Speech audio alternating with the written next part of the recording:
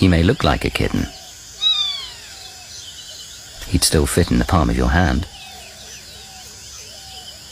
But this little male is very nearly fully grown. He'll soon be setting off on a solitary life, fending entirely for himself.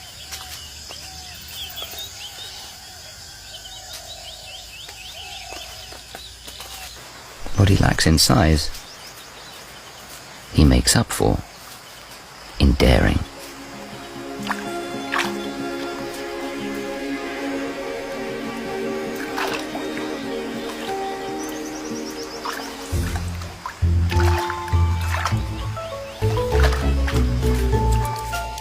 Young cats are born curious.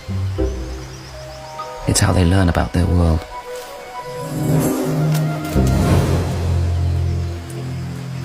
Even if it can